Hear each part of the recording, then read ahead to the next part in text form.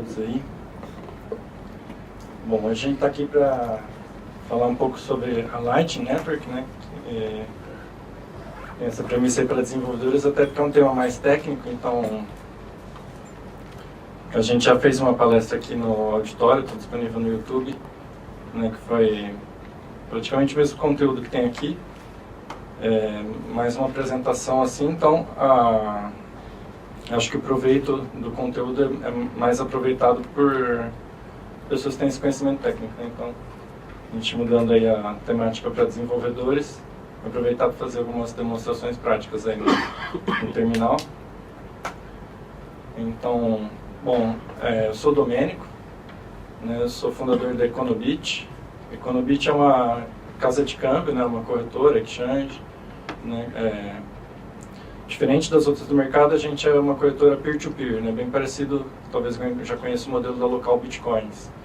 Né? Porque a Local Bitcoins tem sede na Finlândia, etc., não tem um apoio jurídico que a gente tem aqui, né? Então, basicamente, a diferença das outras corretoras é que a gente não custodia os reais, né? Não custodia a moeda corrente bancária, na parte bancária, né? Então, a única custódia que é feita na nossa plataforma é dos Bitcoins. E mesmo assim tem toda a segurança de se negociar peer-to-peer entre usuários, que a gente tem o sistema de scroll. Para quem não conhece, o sistema de scroll é aquele sistema do congela, confirma e libera, bem famoso no mercado pago, no mercado livre. Né? Então, quando a mercadoria trafega, o pagamento avisa que já foi feito, é congelado, a hora que aguarda que recebeu, é liberado, a mesma analogia por causa do Bitcoin. Então, as pessoas fazem a negociação, né, peer-to-peer, bancária entre suas próprias contas bancárias, pessoas físicas, né, e com a segurança do peer-to-peer do sistema de scroll, né. Então, a gente tem dores no mercado, que é a questão do Facebook, né, muita gente anuncia lá, compra Bitcoin, vende Bitcoin, o pessoal deposita, o cara pega um perfil fake, some, né, e não recebe mais dinheiro. Então, nossa plataforma tem sistema de reputação, avaliação também, mas em termos da velocidade, né, do atendimento, porque a questão da segurança, o próprio sistema faz a trava. Né, então, para quem, diferente das outras corretoras também, você pode anunciar lá, você consegue fazer o seu preço. Né, então, você configura a sua margem em cima do preço de mercado, e essa margem ela fica flutuando junto com o preço, né, se é mais 5, então vai ficar sempre acompanhando o preço. E o seu anúncio pode ser executado, mesmo um preço mais caro pode ser executado antes de que outro mais barato, né? No caso do anúncio, se você estiver vendendo bitcoins, né, você pode vender um preço mais caro, não necessariamente quem está vendendo mais barato de você vai ser executado antes, como numa corretora normal. Às vezes você tem um meio de pagamento exclusivo, como PayPal, Neteller, Skrill, né, ou uma conta bancária no Neon, original da vida, que a pessoa vai ter que fazer um TED, né, e vai representar um valor na operação. Então, tem mais meios, as pessoas às vezes escolhem do próprio meio, né, para evitar essas taxas. Então, fica o convite aí para todo mundo conhecer a plataforma, acessar, né, para criar o seu anúncio e negociar do seu próprio anúncio a taxa zero, né, a gente incentiva que as pessoas criem anúncios, e para quem executa no lado ativo, né, tem a pressa, né, da operação ser concluída instantaneamente, a comissão é de 1%. Então, dar início aqui, a apresentação da Lightning.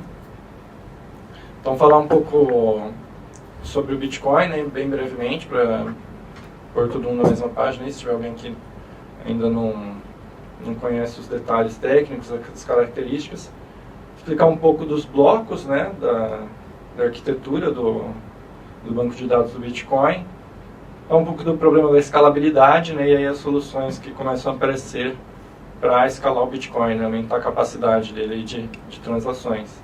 Então, surgiu aí, teve os forks, né, o nascimento do Bitcoin Cash, como uma solução on-chain, né. Depois, agora já mais recente, o desenvolvimento da Lightning Network como uma solução de escalabilidade off-chain. Então, também fazer um demonstrativo aqui de como configurar e como utilizar. Então, o Bitcoin, ele tem como característica, né, a principal característica dele é que ele é um software de código livre, né, então ele é permissionless. Você, desenvolvedor, não precisa pedir permissão, né, nenhum tipo de autorização, nenhum tipo de licença para desenvolver sua aplicação, né, então se você um serviço Bitcoin é um serviço financeiro, né? Até então, o sistema bancário, se você quiser abrir um banco, você tem que ter uma carta de crédito de milhões de reais, né? Isso é uma barreira de entrada altíssima.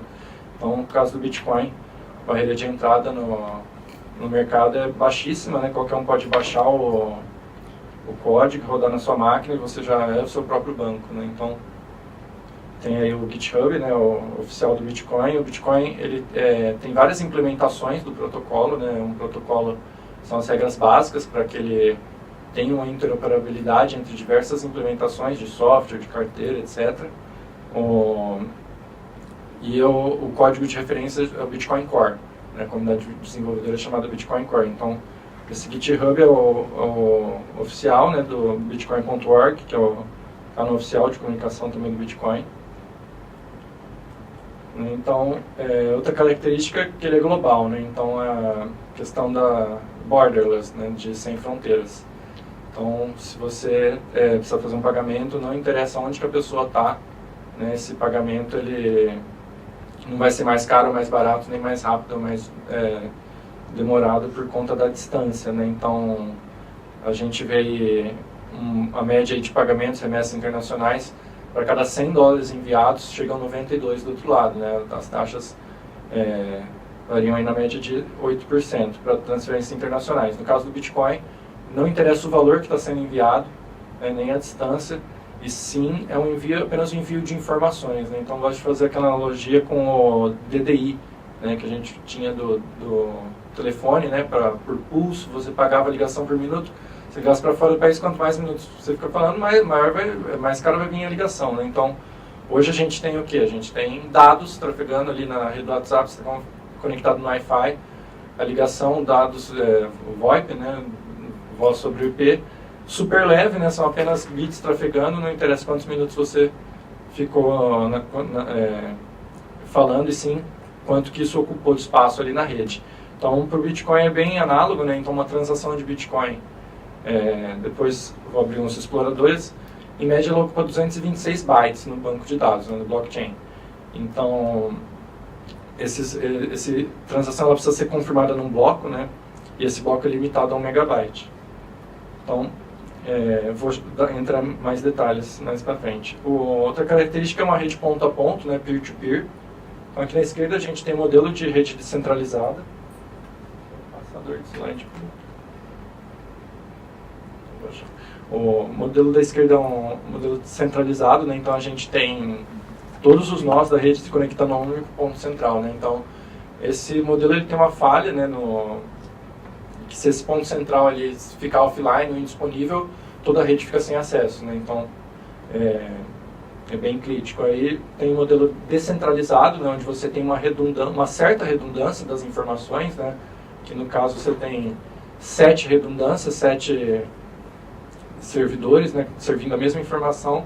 O nó pode se conectar ao servidor mais perto, né, parecido com o que a gente tem o conceito de CDN hoje, né, de Content Network Distribution, por exemplo, Cloudflare, o Firewall, né, ele faz essa distribuição.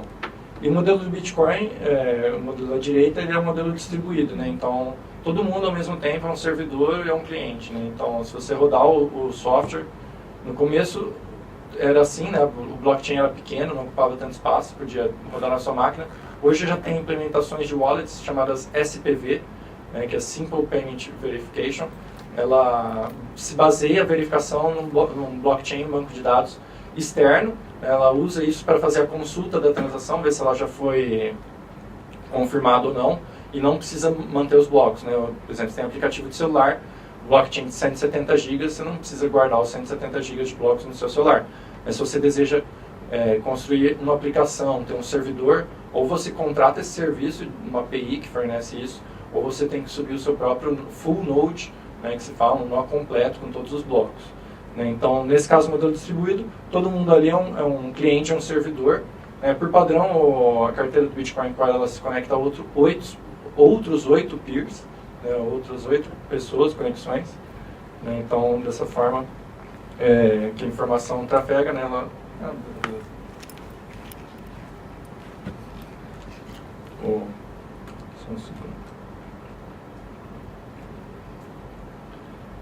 Bom, modelo distribuído. E interessante falar também que a rede peer-to-peer é uma tecnologia que, todas essas características, na verdade, elas não são novas, né? Não surgiram com o Bitcoin.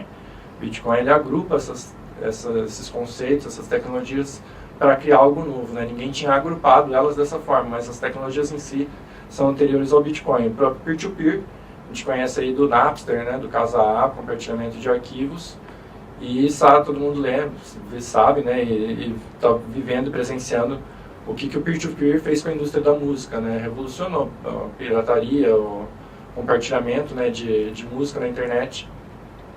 Hoje ninguém mais compra CD, embora a indústria da música não tenha deixado de existir, as gravadoras nem nada, elas tiveram que se reinventar. Hoje você tem o streaming do Spotify e é 1000 vezes melhor do que comprar CD, né, indiscutível. E também Hollywood, né? Hollywood, a indústria de filmes também sofre e tenta investidas contra a pirataria, né? E principalmente o Torrent, né? Que faz uso da tecnologia peer-to-peer hoje para compartilhamento de arquivos. Então, e é uma guerra que eles não conseguem vencer, né? Já passam aí 10 anos e continua aí, né? O Pirate Bay está lá no ar e etc. Né? Então, agora, a mesma tecnologia peer-to-peer, disruptiva do jeito que chega ao sistema financeiro, né? Então, a gente pode se esperar com certeza uma revolução, embora, né, talvez os bancos não venham a morrer, mas com certeza vão ter que se reinventar. Né? E características também da privacidade. Então, na rede Bitcoin, as pessoas não são identificadas pessoalmente, né? Um identificador que seja vinculado à identidade dela. O identificador é apenas as partes chaves, né? O Bitcoin, para a criação das chaves, ele usa a chave de criptografia assimétrica. Né? Então, a chave pública é diferente da chave privada.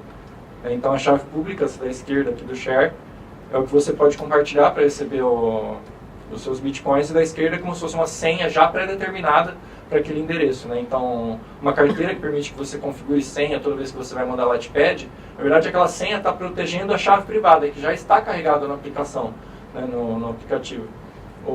E quando você põe sua senha, ele permite que você faça uso dela. Quem assina a transação é sempre a chave privada.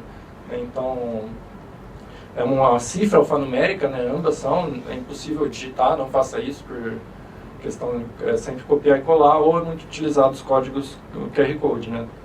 Outra característica essencial é a questão da escassez, né? Então o Bitcoin, no algoritmo dele, tem uma injeção aí inicialmente eram 50 Bitcoins por bloco, depois tem um evento chamado Bitcoin Halving, corta o prêmio dos blocos aos mineradores pela metade, então já teve 2 cortes para 25, hoje o prêmio é de 12,5 Bitcoins. E isso torna a expansão da oferta inversamente exponencial, de forma como uma analogia boa é quando está num carro, numa viagem, quanto mais perto você está do seu destino, mas você está indo cada vez mais devagar. Então, estima-se que aí até 2040 a gente já tenha 99% dos bitcoins em circulação, mas esse 1% para completar 100% demore mais 100 anos. A gente só tem a totalidade dos bitcoins emitidos em 2140. Então, limitado aí matematicamente ao número de 21 milhões de unidades. Um pouquinho menos, umas frações a menos, mas basicamente é isso. Então aí a gente tem as unidades de conta. Né? Então, um Bitcoin, né, ele pode ser dividido em 1000 partes, tem a denominação aí de milibit. Né? Ele pode ser dividido em 100 mil partes e ter... Em 100 mil não, 1 milhão de partes e são bits. Um bit, né, e um satoshi, que é um Bitcoin dividido em 100 milhões de partes, né, que é a menor unidade decimal do Bitcoin que a gente conhece hoje, é o satoshi, é a unidade indivisível. Né, e agora na Lightning Network, todo mundo aí tem um bônus, vai ficar rico, cada satoshi vale em 1000 millisatoshis. Né, então, super bacana, você consegue fracionar mais ainda, né, na Lightning Network esse envio. Já é uma nomenclatura padrão da Lightning, né? Está nas especificações, depois eu vou mostrar nas especificações. Então, esse millisatoshi, né? Várias implementações pedem para que você configure, inclusive, o valor em millisatoshi. Eu quero mandar 10 millisatoshis ou 1000 millisatoshis, seria equivalente a 1 satoshi, mas ele vai pedir para você inserir em millisatoshis. Né? Outra característica é o blockchain. Né? Então, blockchain é uma palavra aí que está na moda, né? Tanto quanto Bitcoin, ganhou bastante expressão aí nos últimos tempos, né? Porque é uma tecnologia nova, nada mais é do que uma arquitetura de banco de dados. né? Então, o blockchain, essa palavra nem estava no white paper do Bitcoin, né? O artigo acadêmico, quando ele fez o Bitcoin, lançou. Não falava em blockchain, falava no máximo em chain of blocks, do Satoshi Nakamoto. E depois se deu esse apelido, né? E hoje é um termo já comum, deve estar entrando nos dicionários aí. Então, basicamente, o que ele faz é...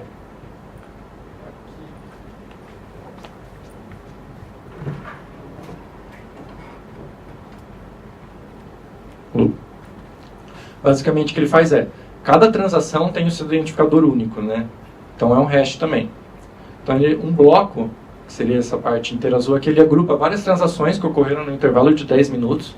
Essas transações, quando elas são propagadas pela sua carteira, elas vão para uma memória, né? Uma piscina de memória, mempool, né, da rede. Então elas ficam lá aguardando serem pescadas pelos mineradores e serem incluídas em um bloco. Na hora que elas são incluídas em um bloco, é feito o agrupamento de várias transações dentro do bloco. E o hash, né, lembrando que o hash é um identificador único, é uma impressão digital da informação. Então você pode ter depende do algoritmo que você usa para gerar o hash, né, você pode ter o hash do seu nome, vai ter um algoritmo com, sei lá, 16 caracteres. Se você usar o mesmo algoritmo e tirar o hash de um livro, o hash também vai ter 16 caracteres, embora sejam outros. Mas se você tirar de uma biblioteca inteira, também vai ter 16 caracteres. Então, e o meu nome, por exemplo, só tem 8. Se eu tirar o hash de 8 caracteres, o hash vai ter 16. Então, um identificador único. E se eu tirar 2 vezes o hash do meu nome com o mesmo algoritmo, sempre vai dar o mesmo hash. É uma impressão digital, um identificador único. Também o hash, né, quando ele é gerado, é também chamado de digest. Digest é até uma palavra mais fácil de traduzir, que seria uma digestão, né? Então aquela informação foi digerida pelo algoritmo e esse é o resultado da digestão, né? De forma, a criptografia ela é muito difícil, né? No caso do Bitcoin, o SHA-256, ela é impossível de ser revertida. Então, com a informação e sabendo o algoritmo, você consegue gerar o hash novamente. Mas com o hash você não consegue fazer o caminho contrário, né? Saber qual foi a informação que deu origem àquele hash. Então, você tem os identificadores únicos da transação, eles são agrupados e é gerado o hash do bloco. Então, se qualquer transação for alterada, qualquer informação da transação, as transações de Bitcoin são muito básicas, né? O Bitcoin se questiona muito a eficiência do Bitcoin, mas o Bitcoin não foi construído para ser eficiente.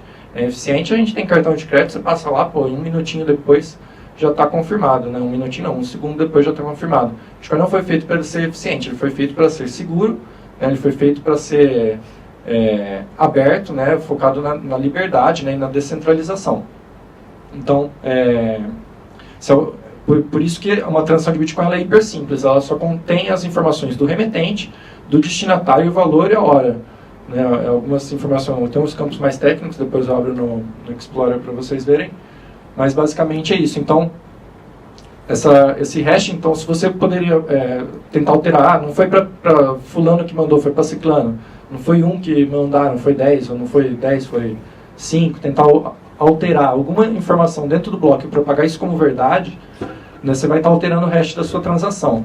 Alterando o hash da transação, você altera o hash do bloco. E uma das informações que contém no bloco, para gerar o hash dele, é o hash do bloco anterior. Né? Então, é assim que é feito o encadeamento. Então, vindo aqui de trás para frente, a gente tem aqui, a Alice mandou para o Bob, né, uma transação. Essa transação ela tem identificador único dela. Além de todas as transações, tem uma informação a mais, o hash do bloco anterior. Essa informação é importantíssima, né, porque se troca isso, vai trocar o hash do bloco, né, o Proof of Work. Então, é interessante falar aí, do Proof of Work, ele é o algoritmo de consenso do Bitcoin, né? Então, a gente tem aí já outros algoritmos de consenso em outras criptomoedas, como o mais famoso dele é o Proof of Stake. Né? O Proof of Stake é a prova de posse, né, de propriedade. Proof of Work é a prova de trabalho. Então, esse trabalho na rede é trabalho de poder computacional. Né? Então, quem fornece mais poder computacional vai ter um retorno, uma recompensa maior. Então, e vai ter também o poder, né, a palavra da verdade, no caso, se dá sempre para quem tem maior poder computacional. Interessante também falar que a rede do Bitcoin conjuntamente, que a gente conhece hoje de poder computacional, é o Google, né? Você digita lá, em 1 segundo já aparece a informação. A rede do Bitcoin somada dá 500 computadores do Google, né, em termos de poder de computacional, né? O poder computacional, no caso do Bitcoin, é medido em hashes por segundo. Né? Quantos hashes, como é uma cifra alfanumérica, isso precisa ser gerado, né, por um algoritmo, no caso do Proof of Work, do bloco, né? Esse número aqui começa com vários zeros. Ele tem que ter a maior quantidade de zeros no início. Né? Então, os blocos que já foram minerados, lá no começo, eles tinham praticamente o hash inteiro, né? Todos os caracteres do hash preenchidos de zero. E isso que vai aumentando a dificuldade do Bitcoin, da mineração, entendeu? Cada vez tem menos disponibilidade de hashes com zero no início. Né? Então, vai acabando as opções, né? E o jeito mais fácil e rápido de se chegar a esse resultado é por tentativa e erro. Né? Então, um computador que é muito potente, ele vai tentar mais vezes em menos tempo. Né? Então, aí que aumenta a chance dele de descobrir. Mas o hash premiado, digamos assim, é uma loteria, entendeu? Então, é bem análogo com a loteria mesmo, porque quanto mais bilhetes você tem, maior a sua chance. Só que isso não significa nada. O bilhete que vai ser sorteado, você pode tentar uma vez e ser sorteado, entendeu? Aqui uma estrutura de um bloco, né? Então, o bloco ele tem o número mágico, né? As questões do tamanho dele, o cabeçalho, né? E as transações. Então, tem um count aqui de transações, né? Quantas transações contém dentro deles e uma variável aqui das transações. Então, o cabeçalho do bloco tem uma pasta no core, né? Que fica no sistema que sincroniza só os cabeçalhos primeiro, depois ele vai baixar todos os blocos. Né? O cabeçalho é uma informação que já contém alguns dados, né? Que são mais leves e carregados previamente aos blocos. As transações, elas contêm input e output, né? Então, o input seria a entrada, né? E output saída. Então, uma transação, ela pode ter, uma mesma transação, ela pode ter vários. O que seria uma transação com vários inputs e um output? Vamos supor que eu tenha lá na minha carteira 10 bitcoins. Só que esses 10 bitcoins eu comprei em 10 momentos diferentes. Comprei um, depois comprei mais um, depois comprei mais um, depois comprei mais um. Então, são entradas diferentes no meu saldo. Quando eu for mandar 10 bitcoins para uma pessoa, essa transação ela vai ter 10 inputs, porque ela está consolidando esses saldos que eu recebi em momentos diferentes. Né? E o output seria a saída. Por exemplo, eu posso, numa única transação, pagar a folha de 30 funcionários, em vez de fazer uma transação para cada um. Né? Então, uma transação, input e output só contém mesmo as informações da transação. Né? Então, consolidação de saldos, ou aproveitar para fazer vários pagamentos, né, numa única transação. Tem aí também algumas corretoras já implementaram essa questão que chamam batch transaction no saque das corretoras. Né? Então, a corretora sabe que tem saques a todo momento e sabe que só vão ser confirmados de 10 em 10 minutos o bloco. Então, ela agrupa, espera 10 minutos e manda tudo de uma vez só, né? Em vez de ficar fazendo uma transação para cada saque dos clientes. Né? Então, assim, ela também consegue reduzir taxas. Né? Uma transação a mais como tem outras informações, que não é só um output a mais, é mais leve do que fazer uma transação inteira. Né? Então, tem essa questão também. Aqui a gente tem o bloco Gênesis, né? O primeiro bloco que deu origem à rede do Bitcoin. Né? Então, foi o pontapé inicial. Né? Então, para você ter transferência de valores, né, entre dois usuários, algum dos dois já precisa ter o valor, né? Como é uma prova de trabalho. Em cima das transações, elas vão gerar informações para agrupar um bloco, e quem minerar o bloco vai receber a recompensa, precisou ter o pontapé inicial. Né? Então, foi minerado aqui o primeiro bloco de 50 bitcoins, né, pelo próprio Satoshi Nakamoto. Né? E todas as informações elas são públicas e rastreáveis, elas estão no blockchain. Né? Então, além de qualquer pessoa também que baixe o blockchain na sua máquina, você pode dar os comandos lá para explorar os blocos. Ou você tem os chamados Block Explorers, né? São um Google do Bitcoin. Né? Você coloca o hash da sua transação, ele vai te mostrar quando aconteceu, quanto que é o valor. Você põe o hash do endereço, ele mostra quanto que tem de saldo naquele endereço, né? Etc. Embora não seja possível identificar de quem que é aquele endereço. Né? É interessante falar também que os endereços são descartáveis. Né? Por exemplo, tem uma situação que seria desagradável, por exemplo, você está devendo para o seu amigo, você fala, pô, não tenho dinheiro, tal, estou devendo R$1.000, pô, posso te pagar 500 agora, né, pendurar os outros 500? Aí fala, pode, pô, você manda lá os bitcoins para ele vê que veio de uma carteira que tem um monte de bitcoin lá, né, pô, como assim está duro, né, sobrou troco lá? Então, essa transparência aí também tem essa questão. Por isso que os endereços de Bitcoin eles são descartáveis, né? Então se recomenda que se gere um novo endereço para cada transação. Uma carteira de Bitcoin não é a mesma coisa que um endereço de Bitcoin. Uma carteira ela pode conter vários endereços. Então, hoje a gente já tem as carteiras multiderivadas, né? Multideterminísticas. Então, em cima de uma única chave privada, se consegue derivar diversos endereços, né? Então, para uma aplicação é bem interessante, né? Eles chamam de carteira chaveiro. Pode ter também aplicativos onde você pode ter mais de uma carteira no mesmo aplicativo, né? Para controlar saldos diferentes. Essa é do meu pai, essa é da minha mãe, né? Etc.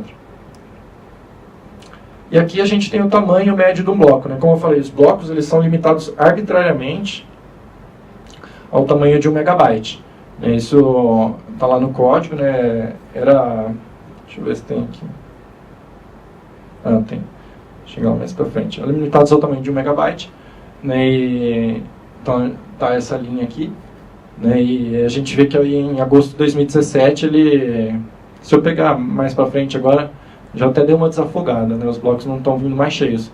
Mas chegou nesse momento que os blocos ficaram cheios e aí começou a ter uma competição, né, para ver quem que inclui a taxa, quem paga uma taxa maior para incluir sua transação no bloco, né? Isso fez com o aumento das taxas de transação também.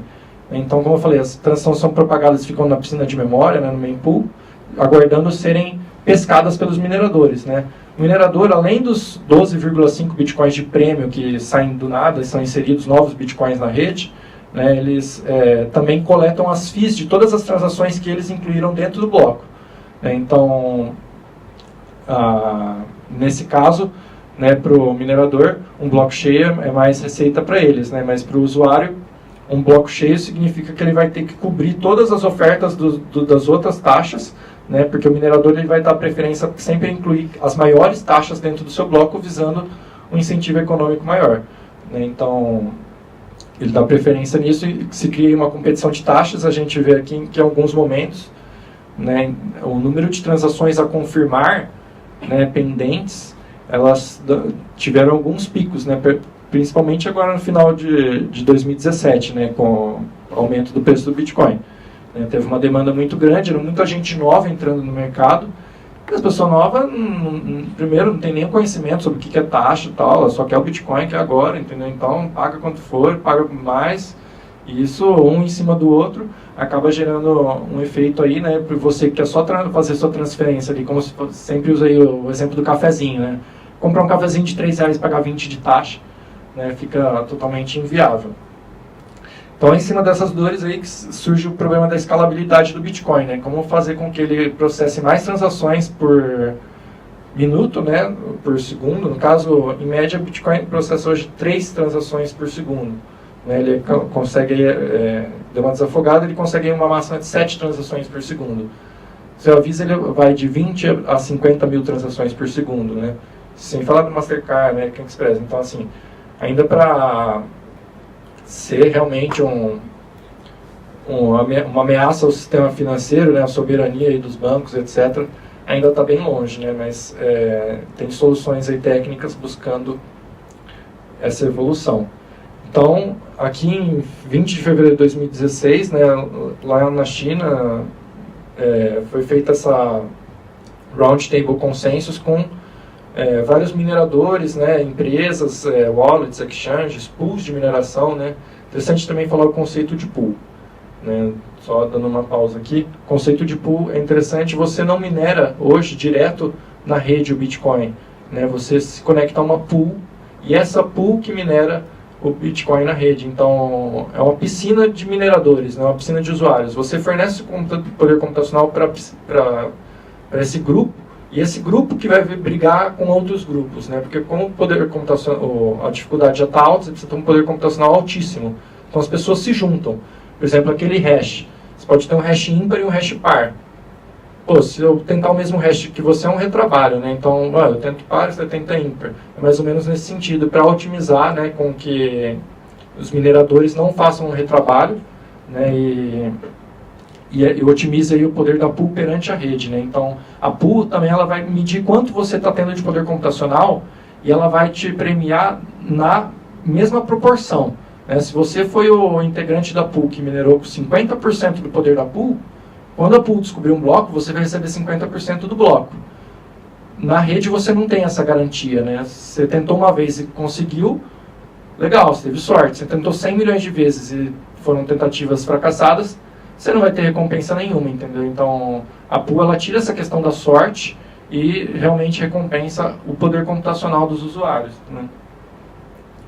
Então, aqui a gente teve esse primeiro encontro na China, entre exchanges, pools, né, mineradores e wallets, etc., buscando aí um consenso, né, na evolução do protocolo. E depois a gente teve também um evento, que é o próprio evento Consensus, né, da CoinDesk, em Nova York. Ele também teve aí o Scaling Agreement, né, foi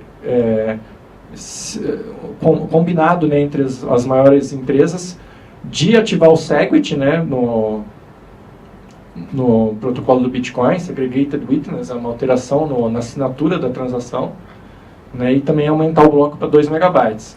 O aumento para 2 megabytes acabou vindo a ser cancelado, né, mas o SegWit ele foi ativado. Então, legal falar também que o consenso para ser alterado no protocolo é algo muito difícil de ser atingido, né? Então, você precisa ter aí 3 rodadas de validação, uma de 2.000 blocos, uma de 1.000 blocos e uma, acho que, de 144 blocos, né? Em que você precisa ter 90% de adoção da proposta. Se ele atinge 90% de adoção para a proposta, vai para a segunda. Ele tem que ter mais adoção num intervalo de tempo menor, uma amostra de tempo menor, no caso, tem que ter 95% de 1.000 blocos. E depois, para ser realmente ativado, ele tem que manter essa média aí num intervalo menor ainda de 144 blocos, né, que dá aí um período de 24 horas. Tem algo dificílimo de ser alcançado, né, por isso que precisou aí de um esforço da comunidade, né, em prol dessa evolução, né, e visto aí como o SegWit sendo a principal proposta, né. No Bitcoin a gente tem os BIPs, né, são Bitcoin Improvement Proposals, são propostas de melhoria do Bitcoin, né, melhoria no protocolo no Bitcoin. Como mostrei lá, o GitHub é um código fonte aberto, qualquer pessoa pode ler todas as funções que compõem o código, né, e lá você pode fazer propostas de melhoria, né. Se outros usuários acatarem essas propostas, vai ser votado na rede. No caso do SegWit, votado pelos mineradores, né, que teve esse poder aí de voto, né, que é a questão do consenso. Então, quem tem maior poder computacional, na verdade, essa escolha, se você adota a nova proposta ou não, é feita no bloco. Então, só o minerador que foi o minerador que encontrou o bloco premiado, que tem o direito de dar o seu voto, né? Então, o poder computacional aí na questão do consenso é bem importante, né? Causa até uma certa centralização na rede, né? A gente tem na rede do Bitcoin vários pontos de centralização, né? Embora tudo seja focado a tendência de fazer com que ele seja o mais centralizado possível. Então, a gente tem alguns tipos de atualização, né, quando é feita a proposta de melhoria, que é o hard fork ou o soft fork. A diferença do hard fork para o soft fork é que o hard fork ele não é compatível com as versões anteriores, né, ele se torna incompatível. O soft fork é uma atualização que mantém a compatibilidade com as versões anteriores do software, né. E aqui, no caso do Bitcoin, dentro do soft fork, a gente tem 2 tipos, né? O User Activated Soft Fork e o Miner Activated Soft Fork, né? Pelo usuário e pelo minerador. Então, no caso do SegWit, seria um Miner Activated Soft Fork, mas os usuários também teriam o poder de, na sua wallet, né? No caso, o poder de escolher qual wallet eles preferem, mas a implementação da wallet poderia passar a rejeitar blocos que viessem sinalizados que eles adotam determinada proposta, né? Então, é um jeito também dos usuários terem um poder de voto, né? Rejeitando essa atualização no cliente, né? Então, aqui a gente tem o BIP do SegWit, né? O 141, né? Segregated Witness. Principalmente, ele corrige o problema da maleabilidade, né? Mutabilidade da transação.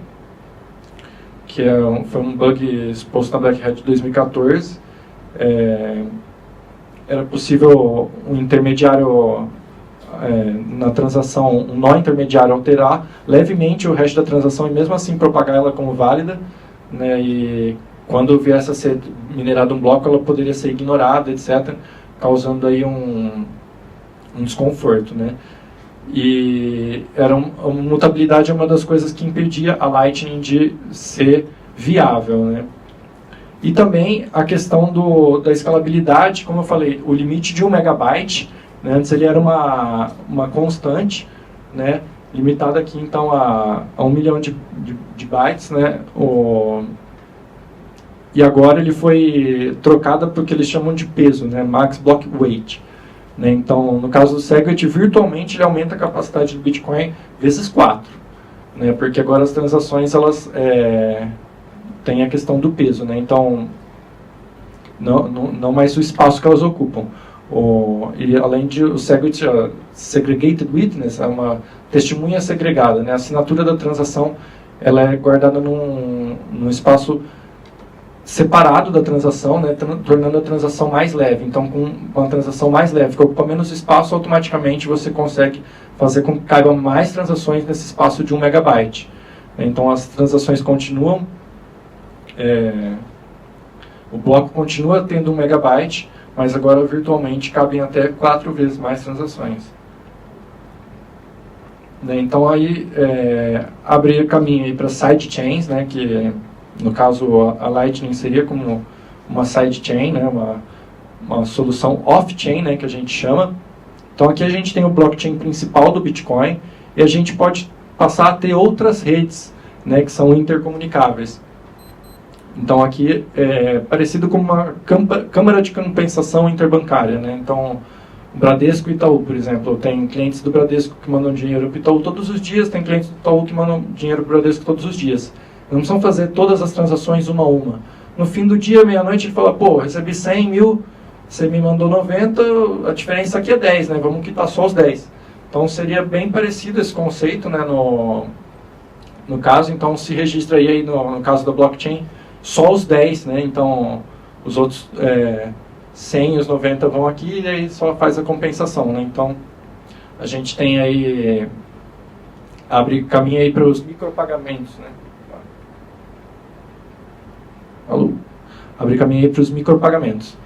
Então, as taxas da Lightning são muito baixas, né, são em milissatoshis, e aí possibilita realmente o uso do Bitcoin, né, no dia a dia.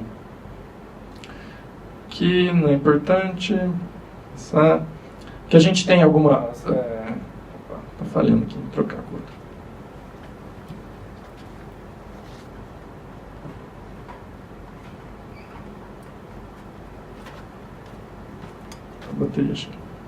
Bom, a gente tem aqui um gráfico representativo, né, de qual software que os desenvolvedores usam nas suas aplicações, né, o código. O Bitcoin Core é a maior dominância, né, 92%. Embora hajam várias implementações, né, como eu falei, eles respeitam as características técnicas do protocolo, né, e vai ter uma ou outra melhoria, né, ou proposta para se diferenciar aí da implementação oficial do Bitcoin Core. Então, no caso do Bitcoin Cash, ele nasceu aí com as implementações do Bitcoin Classic, do Bitcoin Unlimited, né, e esses grupos hoje todos estão na equipe de desenvolvimento do Bitcoin Cash. Né. Aqui a gente tem um gráfico dos nós da rede, né, então a gente tem hoje não, né, essa foto é de 22 de fevereiro, mas nesse ano a gente tem 11.300 nós, né, espalhados aí pelo mundo. Isso significa que a gente tem 11.300 cópias completas do Bitcoin, né, redundantes, né, backups, né, e então, por exemplo, se o governo dos Estados Unidos tentar destruir o Bitcoin e apagar todas as cópias das transações, ele vai ter que fazer isso 11.300 vezes, né, e esses são apenas os nós que estão conectados, né, estavam conectados nesse momento. Então, com essa redundância da informação, você tem uma segurança muito maior, né? Essa informação não vai desaparecer da rede, né? e também uma disponibilidade muito maior e uma velocidade de acesso, pois a informação está sempre rápida, perto, né, e acessível, né, sempre disponível. Aqui a gente tem um gráfico dos mineradores, né, então das pools de mineração, como falei, por exemplo, aqui são, perante a rede, players únicos, só que são nomes das pools, tá vendo? Via BTC, Slush Pool, Antpool, BTC.com. Então, pô, você com o seu notebookzinho, você não vai conseguir competir com um cara que tem 30% do poder computacional da rede, entendeu? Então, você se conecta na pool, ela vai te dar a proporção que você contribui, né, e ela tem a estatística lá de acerto e erro e acerto dela, e na média ela tira tantos blocos e tanto dinheiro e distribui isso, né? E aqui a gente tem uma proposta que o bug da maleabilidade corrigiu, né, chamado um tweak, né, uma alteração, que é o ASIC Boost. Né, então, a correção aí da maleabilidade, né, da mutabilidade das transações, impede com que o ASIC Boost ocorra, né, só um adendo aqui. O ASIC Boost, ele hoje não se minera mais no computador casual, né? Você tem toda uma indústria já de mineração, né, de desenvolvimento de hardware mesmo para mineração, né? Então, chips específicos para calcular o hash do Bitcoin no algoritmo SHA-256. É um chip que só faz isso, ele só serve para isso, ele faz isso com uma especialidade centenas de vezes maior do que um processador comum, né? Então, os chips da ASIC são a maioria fabricados por uma empresa que chama Bitmain, na China, né? E essa empresa, um engenheiro dessa empresa inventou essa tecnologia, o qual a Bitmain patenteou e roubou do seu próprio funcionário, que mostra uma questão de ética deles, né? Não muito legal. Mas ela reduzia o consumo energético do Bitcoin e aumentava a eficiência, né? Então, o consumo energético é um dos maiores custos do Bitcoin, né, para mineração. E isso trazia uma vantagem competitiva muito grande, né, e algumas pessoas achavam até que era desleal, então, além de que é uma exploração de um bug, né, da mutabilidade. Então, com a correção desse bug, esse tweak ele não pode mais ser efetivado, né, então, que a gente tem alguns tweets, né, falando aqui da questão da ética, né, que eles roubaram a patente e não acreditaram os inventores. Outro falando que o ASIC boot deles é incompatível com os upgrades de soft fork, né, e explicaria por que eles têm essa questão de gostar aí do hard fork, né, da necessidade de escalar com o on-chain, né, do Bitcoin Cash. Então, isso viria a explicar, né, a questão aí do ASIC Boost. Né, e aí nasce então o Bitcoin Cash do fork, né. Ele não implementou o Segwit, mas ele tentou, com a proposta de escalabilidade, aumentar o tamanho do bloco para 8 megabytes. Né? Então, é bem simples. Né? Lá de a gente tinha 1 milhão de bytes, você apaga 1, coloca 8, e o Bitcoin tem uma capacidade 8 vezes maior de transacionar. Né? Assim, se fosse para fazer isso, com certeza os desenvolvedores do Core já teriam feito antes. Né? Então, a proposta do Core realmente é trabalhar aí com o que tem de melhor, de tecnologia, de computação, né, implementar isso então na ponta, na crista da onda da tecnologia, né, uma alteração dessa, ela não traz nada de novo, né, não agrega muita coisa. E tem também a questão da centralização, né, como eu falei, o blockchain, crescendo de 1 mega em 1 mega, ele já está em 170 gigas, né, o que torna num computador normal, você baixar o blockchain inteiro no notebook, no celular, já totalmente inviável. Imagina se crescesse de 8 em 8, né? Ia tornar também uma centralização, porque poucas pessoas teriam tanto espaço de armazenamento, né? Então você tem uma centralização até nos nós, na validação das transações, né? O que não é interessante sempre é a rede buscar descentralização, né? Então aí depois teve também o fork do Bitcoin Gold, que aí entrou na moda, tem um monte de fork, né? O Bitcoin Gold, ele mantém aí para 1 megabyte, mas ele implementa o Segwit e troca o algoritmo, né, de mineração, que eu falei que é do SHA-256, ele troca para o Equihash. O Equihash é um algoritmo que ainda não tem o ASIC, né, para ele, não tem chip específico para esse algoritmo. Então ele tende aí, o slogan deles, né, a abordagem deles era que a mineração voltaria para o usuário comum, né, você poderia minerar ali com a sua placa de vídeo, né, com o seu processador, né, A gente viu aí o valor muito menor, né, perto do valor do Bitcoin. A comunidade, o mercado não acredita tanto quanto acredita no Bitcoin, né? O Bitcoin Core original. E a gente tem outros forks, né? Até tem, que site é o PyIFO, IFO, né? IFO é até uma sigla, os chineses estão se utilizando, né, para, em vez de fazer ICO, que foi proibido na China, né, o Initial Coin Offer, oferta inicial de criptomoedas, alusiva ao IPO da Bolsa de Valores, né, que seria a vaquinha, né, coletiva, ali, o crowdfunding para levantar sua startup, seu negócio. Foi proibida essa prática na China, então criaram aí o IFO, eles fazem um fork do Bitcoin em determinada data, e aí ele tem uma vantagem para quem cria, né, a sua moeda nova, que você já traz uma base de usuários, né, você premia todos os usuários que tinham Bitcoin naquele momento com as suas moedas, né, então eles têm a mesma quantidade de moedas, e faz essa distribuição na mesma proporção, e implementam as características técnicas, né, cada um com a sua proposta, né, então, quando um desenvolvedor, você tem uma proposta de melhoria do Bitcoin, você poderia tanto fazer um BIP, como eu falei, implementar uma proposta no próprio código do Bitcoin Core, ou você poderia fazer um fork e colocar outro nome, entendeu? Aí a gente tem também outras propostas de escalabilidade, por exemplo, o Gigablock já são testes com blocos de 1 megabyte, né? Como que uma rede reage, né, para trafegando dados, né, tão grandes. Então, 3.000 transações por segundo seria o nível Visa, né, de capacidade de transações. Então, tem aí propostas também que tratam aí do aumento do bloco como solução, né? Aqui tem alguns vídeos, deixa eu ver o que vem depois, tá, o protocolo. Aqui são 8, beleza. Passar só esse aqui, que explica bem legal uma parte técnica do... Conheça o Quantum, que explica uma parte bem técnica aqui, como tem desenhos animados, fica até mais fácil de entender.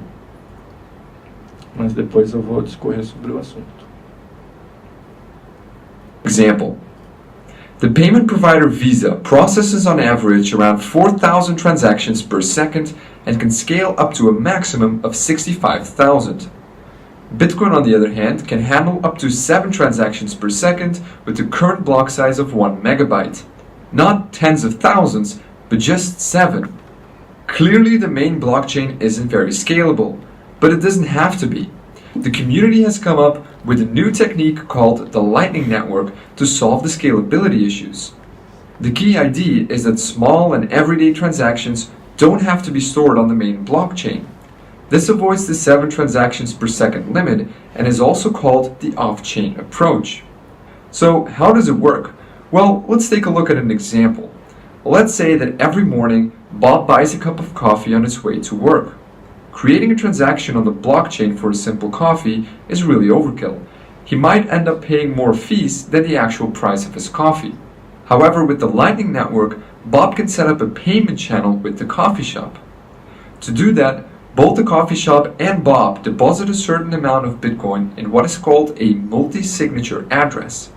Let's assume that Bob deposits 0.05 Bitcoin and that the coffee shop deposits nothing because they don't offer refunds. This multi-signature address is basically like a safe that can only be opened when both parties agree. When we open the payment channel, we also make a balance sheet that says how the funds in the address should be distributed. So right now it says that Bob will get 0.05 Bitcoin and that the coffee shop will get 0 Bitcoin, the same as they deposited. Opening the payment channel happens on the main blockchain so that there is full transparency. The coffee shop owner can see that Bob has deposited 0.05 Bitcoin and he can rest assured that he will get his money once the channel closes. Now that the channel is open, Bob can order his morning coffee. Let's say that a coffee costs 0.001 Bitcoin. To pay for it, Bob simply changes the balance sheet. He subtracts the cost of a coffee from his balance and adds it to the coffee shop's balance.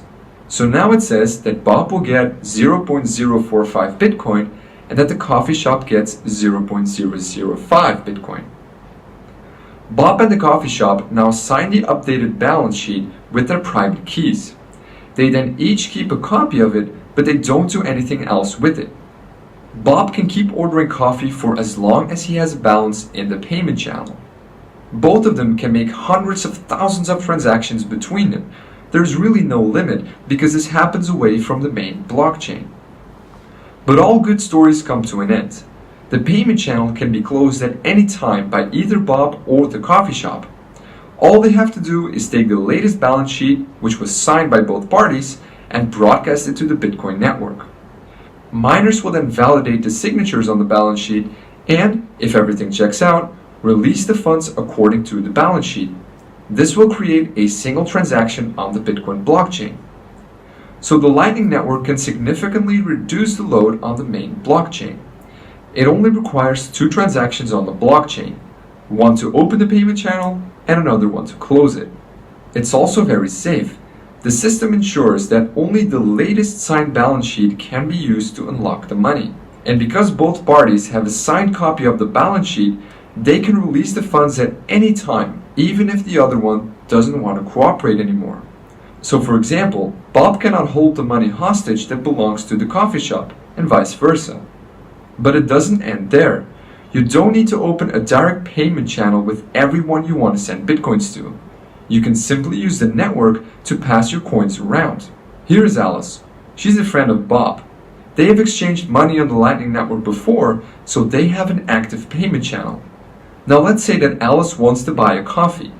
Instead of opening a direct channel to the coffee shop, she can transfer the money to Bob, who will then transfer it to the coffee shop. So there's no need to create a payment channel with everyone. In the Lightning Network, your payment tries to find a route from person A to person B, and it tries to do this with the least amount of intermediates and the least amount of fees. Bom, parar nessa tela aqui que tem um comentário interessante de fazer. Então, você precisa abrir um canal de pagamento, né, com as pessoas que você quer fazer o envio, mas você não precisa ter canal com todo mundo. Você pode usar um canal que você tem com alguém, que tem canal com alguém, que tem canal com alguém, que tem canal com essa pessoa que você quer fazer o pagamento. Então, todos esses pulos que a transação vai fazendo de uma pessoa para outra, denominados hops da transação, no caso, o roteamento, né, que a gente conhece hoje na internet, né, o TCP, ele é como se fosse uma batata quente, né, a analogia dele. Você sabe o destino final, que a informação precisa chegar, você manda os seus pacotes, né, de dados do request da informação. Para os intermediários entre você e o destino final da informação, eles sabem qual é o destino final. Né, isso na internet normal que a gente conhece hoje. Então, o que eles fazem com esse poder, com esse poder de conhecimento que eles sabem do endereço final? Eles têm o poder de decisão para qual o caminho que essa informação vai fazer. Então, eles escolhem para quem que eles vão repassar. No caso, a implementação que está sendo feita hoje na testnet, na mainnet do Bitcoin, da Lightning, chama Tor. Até o sistema da Deep Web, né, o navegador, que é The Onion Router, né, o roteamento Onion, um roteamento em camadas. Né, então,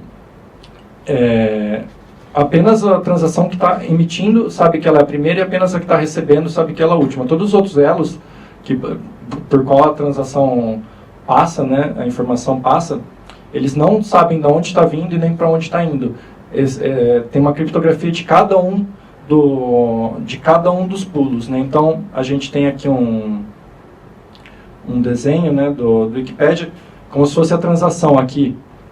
Ela está aqui crua, né?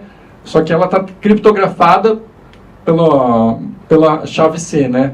A chave C está criptografada pela chave B. Então, por exemplo, quem recebe o primeiro pacote, o primeiro elo da cadeia, ele recebe isso. Ele só tem a chave para descriptografar isso, ele vai passar para frente. Quem receber só isso, ele não sabe de quem que veio, porque veio criptografado, ele não sabe para onde vai, porque está criptografado, e etc. Então, só quem enviou. Esse tipo de implementação que a gente tem do Tor, do Onion Router, de qual é o roteamento que a transação vai fazer. No caso do Bitcoin, provavelmente ele vai escolher o caminho mais barato, né? Mas poderia ser o caminho mais rápido, enfim. No caso, a implementação é feita Tor. Isso fica a cargo do software da implementação da Lightning, né? Então, hoje a gente tem algumas implementações, todas trabalham com esse conceito do roteamento Tor, né? Voltando aqui na apresentação. Cadê?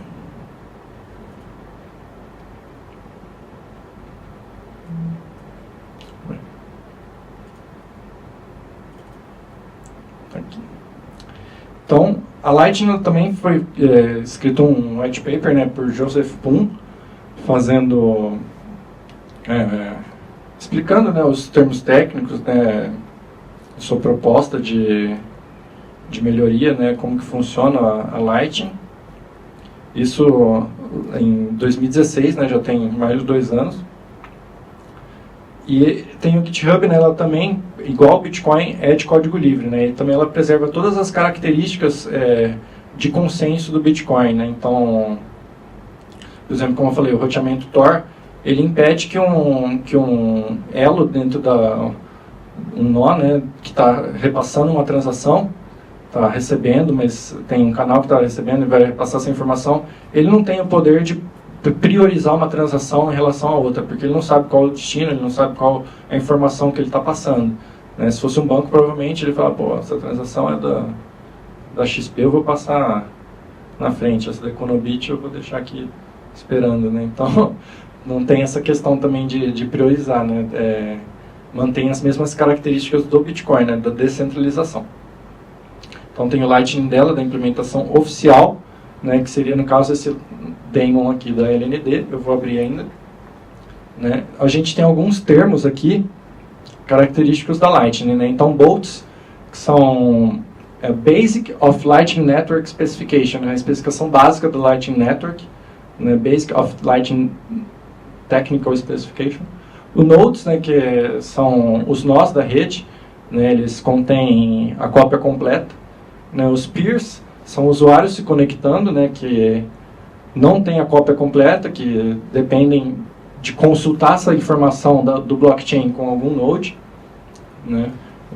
Tem os hops, que são os pulos da transação, né? Para chegar a um destino final, se eu tiver um canal direto de pagamento aberto com ela, é um hop só, mas se eu pagar para alguém, que vai pagar para alguém, vai pagar para alguém, são 3, né? São 3 pulos. Tem o conceito aí do millisatoshi, né? Aí a gente tem a funding transaction, né? A funding transaction, quando você abre um canal, você se conecta com alguém, você precisa pôr saldo nesse canal, né? A funding transaction, ela é on-chain. Essa transação ela é confirmada no blockchain principal, você paga a fee de mineração, o minerador põe no bloco normal, né? Mas aquele saldo ele fica separado e disponível para que seja enviado em microfrações, né? À vontade, entre si, sem limites. A gente tem os canais de pagamento, então são canais podem ser bidirecionais, né? Pode tanto enviar quanto receber, não necessariamente bidirecionais, mas podem ser. A gente tem o conceito de multisig, que já existe no Bitcoin, que é as carteiras multi-assinaturas. Como eu falei, uma chave pública, né? Um endereço de Bitcoin, ele tem já a sua chave privada correspondente. Se for uma carteira multi-assinada, ela vai ter mais de uma chave privada correspondente. Então, para assinar uma transação, não basta aquela chave privada. Você tem, por exemplo, a mais comum é 2 de 3. Né? Então, uma carteira que tem chave pública, ela tem 3 chaves privadas correspondentes. E para assinar uma transação, você precisa de pelo menos 2. Né? No caso aqui da Lightning, para canal bidirecional, você vai ter 2 de 2. Né? Você precisa das 2 assinaturas para liberar o pagamento. Você pode ter fechamentos unilaterais, né? Como explicou aqui no vídeo. Ninguém pode fazer o outro pagamento de refém, né, do dinheiro da outra pessoa de refém, segurar lá. Qualquer pessoa pode solicitar o pagamento e cada um recebe sua parte mais atualizada possível, né, das transações off-chain. Recebe de volta no blockchain principal, né, então você tem uma transação no blockchain principal quando você abre o canal e quando você fecha. Tudo que acontece nesse intervalo de tempo não é registrado no blockchain principal, é registrado apenas na carteira do próprio usuário, né, do próprio cliente. Então, cada um conhece a sua, porque as transações de Lightning elas não ficam disponíveis no blockchain, não são transparentes, públicas, etc. Tem fechamento mútuo, né? É interessante falar que aqui a gente tem os smart contracts, né, o hash time lock contracts. Então, o fechamento unilateral, ele vai exigir que a parte espere até 1000 blocos. Tudo no Bitcoin é medido em blocos. Toda a medida de tempo no Bitcoin é em blocos. Ele não conta minutos, segundos, ele conta blocos. Então, você vai ter que esperar 1000 blocos para poder contestar. Você tem um intervalo de 1000 blocos para contestar aquela informação. Então, é um jeito da rede garantir que todo mundo seja honesto. Pois caso você tente assinar uma transação de fechamento, né, unilateral, com uma assinatura de uma transação da Lightning que não é a mais nova, né, por exemplo, ignorar os últimos pagamentos, falar, pô, eu gastei um monte, quando lá um mês atrás eu tinha mais, deixa eu pagar aquela de um mês atrás, né, e receber de volta. Então a outra parte ela tem uma janela de até 1000 blocos para contestar isso, e é feita uma penalty transaction, né, uma transação de penalidade, e a pessoa pode limpar, né, a vítima no caso, quem tentou ser fraudado, pode limpar todo o saldo do canal para ele, né? Então quem tentar fraudar tem essa penalidade de ter aí 1000 blocos de tempo para a pessoa que estaria sendo fraudada poder contestar, né?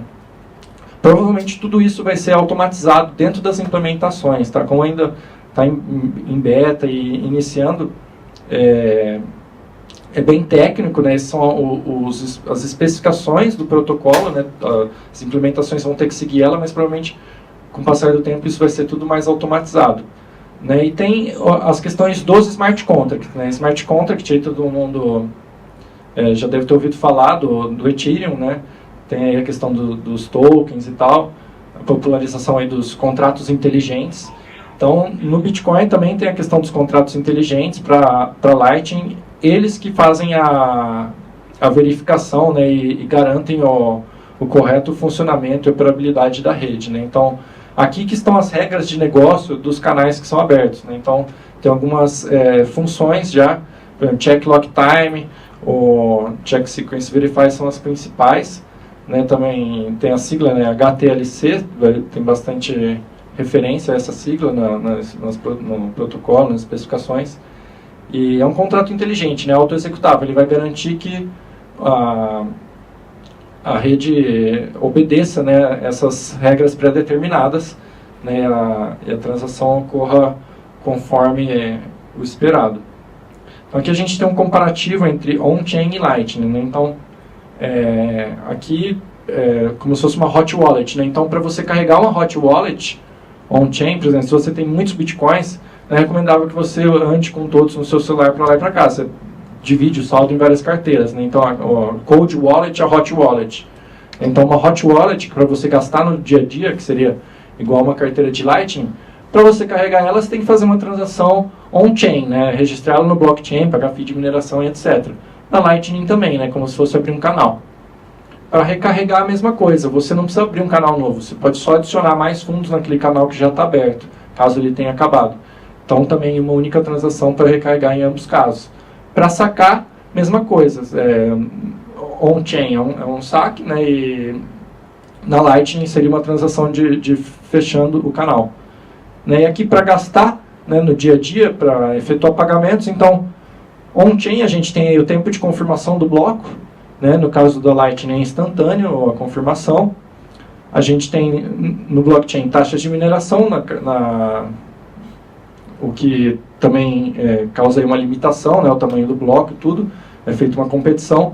No Lightning a gente tem uma capacidade ilimitada de transações, né, e ambos mantêm a característica do trustless, né, você é um protocolo de confiança, você não tem que confiar na pessoa que você está negociando, as regras do contrato inteligente fazem que você possa confiar na outra parte, né, sem mesmo conhecê-la. Aqui a gente tem algumas estatísticas que já não devem ser mais verdade, porque estava de começo do mês. Né? Então aqui já alguns, o número de nós na testnet, né, já 800. A capacidade dos canais, aí se juntar todos os canais, já tem a capacidade de 5 bitcoins de pagamento na Lightning. Que a gente tem o número de canais abertos, já quase 2.000 canais abertos.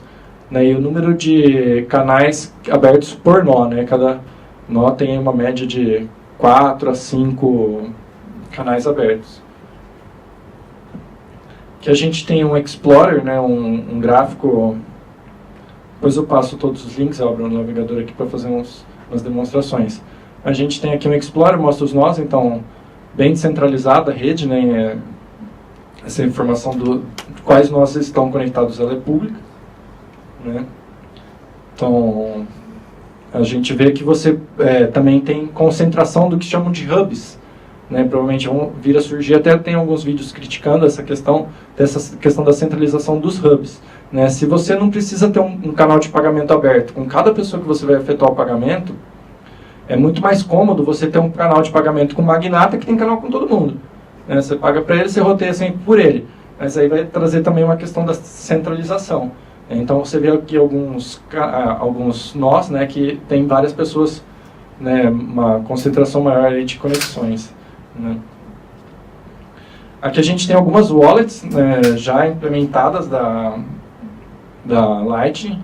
Né, a Zap Wallet, ela só tem testnet, a HTLC também só tem testnet, Lightning Lab só tem testnet. Essa aqui ela é testnet também. A Eclair, recentemente, aí faz umas 2 semanas, lançou a versão mainnet, né, o LiveNet. Na rede do Bitcoin, né, a gente tem 2 redes, como essa que eu falo, que é super poderosa, potente, tudo, onde o Bitcoin chegou a $20 mil, hoje está em torno de $8 mil, é a LiveNet, ou também chamada de Mainnet. Né? Paralelo a ela, tem uma rede para desenvolvedores testarem suas aplicações com Bitcoin sem valor, né, mas com todas as características técnicas, chamada Testnet. Né? Então, todas as implementações aqui são Testnet. A Eclair foi a única que validou o seu aplicativo na Testnet e falou, não, tá bom o suficiente, vamos para o jogo de verdade. Né? Então, já está disponível aí na Android. E para servidor a gente tem 4 implementações. Né? Eu vou fazer uma demonstração usando a implementação da Blockstream, né, que é Lightning D. Embora no último mês a que mais avançou a implementação é a implementação oficial, né, LND, que é no GitHub dos desenvolvedores da Lightning mesmo, Lightning Network Daemon. E tem outras, né, Declare, que é um pessoal francês, né, inclusive esse explorador que eu mostrei é o explorador dessa empresa aqui, Async, que é Lightning em francês, acho. E tem da blockchain.info também, que ainda não está disponível, né, mas eles já estão... já tem um projeto no GitHub para o pessoal ajudar ao desenvolvimento. Então aqui, passar algumas configurações aqui e depois eu abro o comando aqui. A gente tem então aqui o Bitcoin mesmo, né, o servidor. Você instala lá no bitcoin.com, no GitHub, né, o Bitcoin. Você dá um comando para rodar ele, bitcoin daemon. E ele vai tomar essas configurações, né? Tem esse arquivo bitcoin.conf. Aqui que você seta que você quer usar testnet, né? Se você colocar, apagar esse argumento, você vai estar na LiveNet. Né? Também seta, por exemplo, se você for fazer uma aplicação, você poderia configurar um usuário e senha, e aqui você já teria a sua API, né? Disponível para que as pessoas conectem. Né? Aqui põe o REST 1, né? Você tem uma API REST, vai usar os parâmetros aqui da conexão. E você poderia setar a sua aplicação para dar comandos, né, usando os comandos que ele aceita no Bitcoin CLI. Né, e aqui também a Lightning ela também tem o arquivo de configuração dela, né, onde você consegue configurar um alias, que seria um apelido para a pessoa não ter que digitar o seu IP ou o hash do seu node. Né, você precisa setar o IP, sua porta. Né, também precisa setar testnet, tem algumas coisas como debug, né, pôr o log para salvar num arquivo, né, e também tem a questão da autenticação de usuário, né, para a aplicação. Então também aqui no caso do Elements Project, né, que eu falei da Blockstream, é clonar a aplicação, né, e já vai estar disponível. Aí então, clonando a aplicação aqui, mostrar aqui, depois eu abro para a gente fazer na prática. Que a gente tem um comando, por exemplo, gerar um novo endereço, né, o primeiro ali. Então tem o Lightning CLI, né, que permite que você dê comandos. Então aqui o comando new addr, né, ele já responde aqui gerando um novo endereço, esse endereço de Lightning. Né, então, a primeira coisa seria você carregar esse endereço com Bitcoin para que você tenha saldos na Lightning para fazer funding, né, nos outros canais. Né, abastecer um canal. Então aqui se eu der um list funds, né, listar os meus fundos, eles estão vazios, né? A carteira está vazio e eu tenho um vetor aqui vazio, no array, e o array também dos canais vazio. Então, aqui nesse teste aqui eu fiz o depósito de 1 Bitcoin, né, 100 milhões de Satoshi, e aqui, por exemplo, quando eu dei list funds, ele trouxe aqui já, então, primeiro, no primeiro aqui array, ele traz o hash da transação, né, o valor dela, e aqui, por exemplo, outra informação, aqui fechando, né, outra informação que ainda não tem nenhum canal aberto. Então, a primeira coisa para vocês abrir um canal é abrir uma conexão com esse canal. Então, os canais são identificados por um hash, né, que chama node, uma public key do nó, né, seria análogo a um endereço de Bitcoin, né, mas ele tem outro algoritmo, né, para gerar, então tem mais caracteres, e também o IP, né, onde está aquele nó. Então, passando a chave do nó e o IP, né, ele vai te dar o ID da conexão, está aberta a conexão, você pode dar o fund channel, você passar de novo qual que é o nó, agora não precisa mais passar o IP porque já está aberto, e o valor, né, e aí ele te dá o hash da transação, né, Transaction ID, esse é o hash da transação on-chain também. Então, se eu for no Blockchain Explorer e consultar esse hash, vai estar lá, né, que... não, desculpa, esse aqui já não vai mais estar lá, não vai ser possível verificar porque já é de uma carteira da Lightning para outra, né? Aquele primeiro estaria disponível no blockchain. Então, se eu listar os fundos, por exemplo, esse aqui primeiro que está na minha carteira, um Bitcoin já não é mais um Bitcoin, porque eu abri ali com 1 centavo, né? Então, 1 centavo aí descontado das taxas, né? Então, tem 0,98 qualquer coisa. E aí a gente tem um canal aqui, então, com 1 centavo de Bitcoin, né? E, por exemplo, esse hash aqui de transação, se eu consultar no blockchain, ele não vai me trazer informação nenhuma, diferente desse, que se eu consultar, ele vai ter a informação das transações, do saldo, etc., tudo público. E a gente tem também o comando para listar os peers, né, que você está conectado, list peers. Então, aqui eu já tenho, são 2 canais abertos, né? Então, o primeiro canal aqui a gente tem, então, o state do canal, né? Então, o normal, que ele está aberto. Por exemplo, esse aqui que eu tinha feito mais recentemente, ainda não tinha dado o intervalo de blocos necessário para que a rede considere a transação como confirmada, né? Então, ele está aguardando aqui o lock-in do canal, né? Então, depois que se passar uma determinada quantidade de blocos, no caso do Bitcoin, ele considera uma transação confirmada com 6 blocos, né? Então, com a premissa de que, por exemplo, por mais improvável e difícil que seja que você hackear o último bloco, seria virtualmente impossível você conseguir essa façanha 6 vezes seguidas, né? Para hackear o último bloco, você já tem que ter um poder computacional excepcional para fazer isso antes de que qualquer pessoa da rede faça, né? Precisa de 6 confirmações, porque isso torna virtualmente impossível, né, de que a pessoa tenha essa chance, essa sorte, né, de, tentando fraudar, fazer com que 6 blocos na sequência, né, se você pegar o histórico aí de pool de mineração, nem quem tem 30% de poder tem a sorte de tirar 6 blocos na sequência, né? Imagina alguém que está tentando fraudar e fazer isso antes de que qualquer bloco, né, qualquer pessoa no mundo encontre apenas um bloco que vai invalidar todo esse trabalho que ele fez, né? Então, torna bem segura a questão do blockchain, né?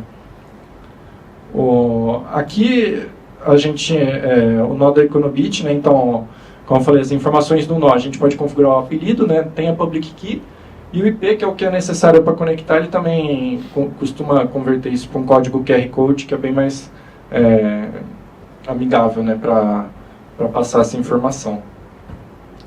Aí, por exemplo, aqui quando a gente abriu 3 canais no Explorer, ele mostra, né, as conexões, né? Então aqui também tem canais, pessoas com 55 canais abertos, 85 provavelmente serviços de aplicação com clientes conectados a eles, né, porque um usuário comum não faz o mínimo sentido. Interessante falar também que toda essa parte técnica de abrir canal, etc., na implementação da LND, essa daqui tem uma função chamada Autopilot, né, que ele faz tudo isso para você automaticamente. Né, você, usuário, você não precisa se preocupar em abrir canais com as pessoas, conectar, etc. Ele já vai fazer isso para você e basta você ter o canal aberto com alguém, ter o canal aberto com alguém, ele vai fazer todo esse caminho de roteamento para você, usando aquela premissa que eu falei do Tor, né, roteamento Onion. Então aqui a gente tem alguns serviços de aplicação, né, o Starblocks, o Block and Jerry, são brincadeiras aí da rede, né, para demonstrar os micropagamentos. Esse serviço aqui do YAWS que eu vou utilizar, que é como se fosse pequenos artigos, né, uma comunidade assim, só que para ler o artigo você precisa pagar uma fraçãozinha, né, então o autor ele é recompensado, né, todo mundo que quer ler, por exemplo, você tem assinatura lá, acho que no Estadão, na Folha, sei lá, sempre vê notícia lá, eu clico na notícia, pô, para ler essa notícia você precisa ser assinante, R$15 por mês, pô, R$15 por mês para ler uma notícia, né, então, se você ler várias notícias, talvez isso venha a compensar, né. Agora, para quem quer ler uma só, os micropagamentos possibilitam que você cobre 10 centavos para a pessoa ler uma notícia e seja viável, né? Então, abrir aqui, fazer uma demonstração prática, depois eu faço umas demonstrações no terminal também. Então, aqui a gente tem o YAWS, né? Então, por exemplo, aqui ele está falando aqui que sabe quem Satoshi é. Olha que interessante. Já ganhou $470, né? O artigo dele. Então, Satoshi aqui não está aqui informação. Para continuar lendo, tem que pagar 1 centavo de dólar teste, né? Que seria o dólar convertido para Bitcoin testnet.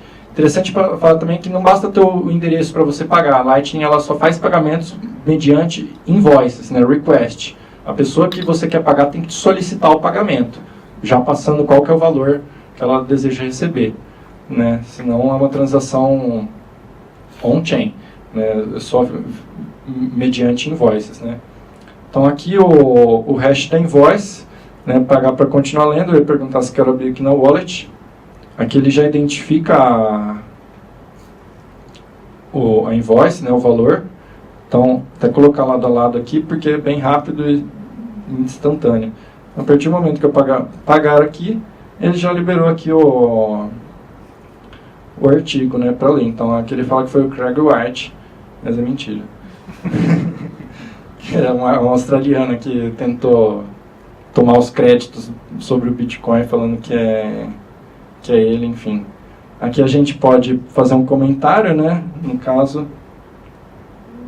pode pôr uma risadinha aqui, ele também vai pedir para pagar, para mandar risadinha, 8 centavos, né? Então, quantas risadinhas tem aqui até agora? São 22 risadinhas. A partir do momento que eu pagar aqui 100 satoshis, né? 100 satoshis com Fee0, isso na rede principal é inimaginável, né? Na rede principal você não faz uma transação menor que 1000 satoshis, né? Então, olha lá, agora já temos aqui 23 risadinhas. Então já foi efetuado o pagamento hiper rápido. A gente tem outras carteiras aqui, por exemplo, da HTLC, ela é uma web wallet, né? Não é muito recomendável usar web wallet, mas como é testnet, não vai ter prejuízo financeiro nenhum. Bem.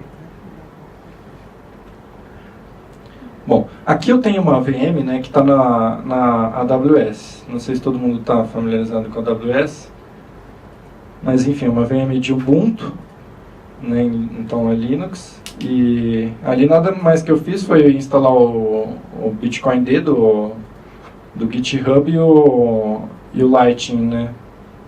Lightning CLI. Então aqui, por exemplo, só um segundinho.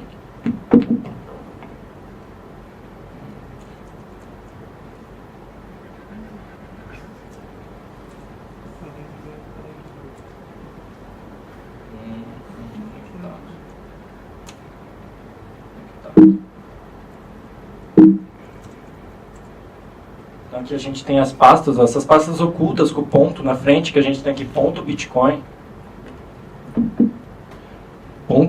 e ponto Lightning.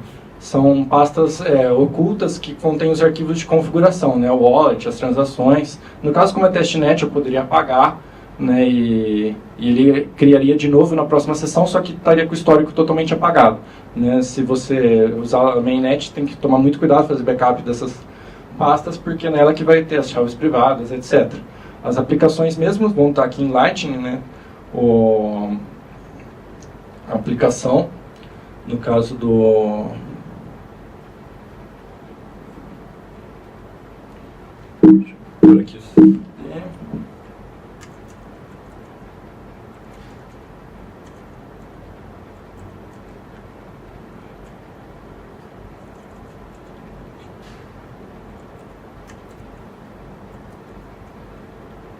Então a gente...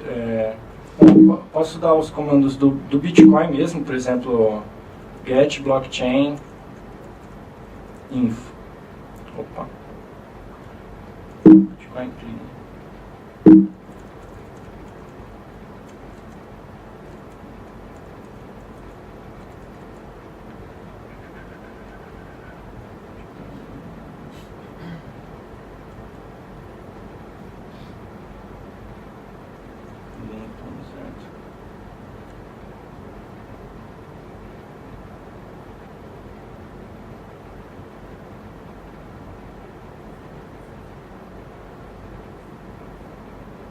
Bom, direto para Lightning, só um segundo aqui. Vejo. Por exemplo, os comandos aqui, bastaria no CLI, né, e aqui poderia, por exemplo, dar help, para ele mostrar os comandos que são possíveis dar, né. Então, aqui tem a ordem alfabética, né, provavelmente. Então, por exemplo, deu help aqui, ele mostra quais comandos tem, né? Então, connect, listar nodes, mostrar rota, listar canais, gerar uma invoice, listar as invoices, né? Apagar uma invoice que não foi paga, né? Porque ela fica lá gerada, aguardando o pagamento, né? Você poderia parar o processo, né? Dar fund num channel, ou enviar um pagamento, né? Entre outros comandos, né? Tem alguns aqui para parte de desenvolvimento. Então, posso tentar me conectar aqui em algum nó, né? Tem alguns outros sites interessantes aqui, por exemplo, um tutorial de instalação aqui da LND, né? No repositório oficial aqui da Lightning, né? No daemon. Tem então os bolts, né? Que eu falei, as especificações técnicas, né, Basic of Lightning Technologies, né, que é o protocolo, né. A instalação aqui tem, esse daqui não foi o que eu segui, mas tem aqui como instalar, né, no caso ele recomenda setar em testnet também, né. A gente tem, eu salvei aqui alguns comandos. Tem o explorador aqui, esse aqui é explorer.async.co, né, ele vai mostrar da testnet. Aqui é interessante que a gente tem aqui no próprio, já no da Elements, a gente tem aqui nos códigos os bolts, ó. Estão comentado aqui, bolt 2, e exatamente a função que ele implementa padrão, né? Então, se você quiser até montar a sua própria implementação da Lightning, em vez de usar uma que já existe, você poderia replicar esses comandos aqui, né, atendendo os comandos não, as funções, né, atendendo então as especificações técnicas. Tem esse site aqui, lnroot.com, que é bem legal, que traz um apanhado de tutoriais, de serviços que já utilizam, né, de Explorers. Então, ó, por exemplo, esse que eu mostrei da testnet é até mais legal já ver já os que estão na LiveNet, né, ou Mainnet, que é de verdade. Então a gente tem hoje já, só esperar carregar, 1.600 nós com 5.182 canais abertos. Então, uma capacidade aqui de pagamentos de 1.407.951.503 satoshis. Tem aqui algumas carteiras, né, também no próprio, esse é o site dos desenvolvedores, né, no dev.lightning.community. Também é o site desse GitHub aqui, né, é o site do pessoal desse GitHub. No GitHub tem essas listas Awesome, né, que trazem uma curadoria de um apanhado de links. Tudo é bem interessante esse aqui da Awesome Lightning Network, que traz também uma dezena de links aqui, né. Então, por exemplo, a gente já tem libs para JavaScript, para PHP, né, para gerar os QR Codes para as invoices, né. E tem serviço de API para Java, para outras aplicações, né, tem alguns how-tos, tudo. Aqui a gente tem, por exemplo, algumas informações também. Então mostra que no último bloco, né, que a gente teve aqui com 2.755 inputs, 1.039 já são inputs com SegWit. Isso dá uma adoção de 37% do SegWit, né? Então, já é bem relevante na rede, dá uma desafogada nela, né, como a transação fica menor. Então, 37% da rede já usa o SegWit para fazer essas assinaturas das transações. E, nesse momento, 1.417 nós, com 12.750 canais abertos. Isso é atualizado a cada 15 minutos aqui. Então, que a gente tem até uns outros... Esse aqui já da LiveNet, né? Aquele que eu tinha mostrado os outros da Mainnet. Então, na LiveNet já tem 1.417. Né? Interessante também que a Lightning, ela não dependia da ativação do SegWit para acontecer, né? Mas ela torna muito mais prática, né? A gente está acabando nosso tempo aqui. Aqui a gente já tem algumas lojas, o lightningnetworkstores.com, algumas lojas na Mainnet, né, de serviços. Então, o interessante aqui para mostrar é o Bitrefill. Por exemplo, você pode fazer recarga da Vivo, TIM, etc., fazer um pagamento de R$15 via Lightning, né, vai ser confirmado praticamente instantaneamente. Aqui aquela carteira que eu falei, a Eclair, que tem testnet, mas é a única que já tem LiveNet, né? Então, se você deseja testar de verdade a operacionalização da Bitcoin com valores reais, né, a única opção por enquanto é essa. Aqui tem um guia bem legal também de como setar ele no Raspberry Pi, né? Então, a maior dificuldade aqui é ter um HD externo de 500 GB, né? Porque de resto o processamento que ele ocupa é bem pequeno. Aqui é repetido. Então, voltar aqui, eu ia pegar aquele Explorer, cadê? Aqui. Pegar alguém que tem bastante canais aqui e tentar abrir um canal com alguém. Huffware++. Ó. Copiar o URL. Então aqui eu poderia dar... até eu tô esquecendo meus comandos. Connect. Então, connect.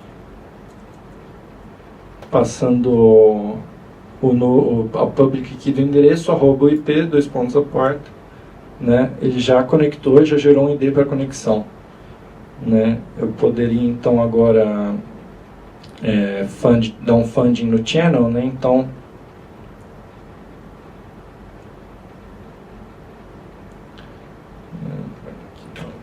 o microfone aqui é melhor.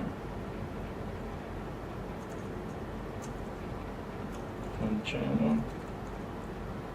Passando isso aqui, mas não precisa passar o IP, só passar quantos satoshis são, No caso, esse aqui ele usa em Satoshi mesmo, não usa em millisatoshi, né? Ele vai usar o millisatoshi para setar algumas outras configurações que é possível, como taxa que você cobra quando uma transação passa por você, etc.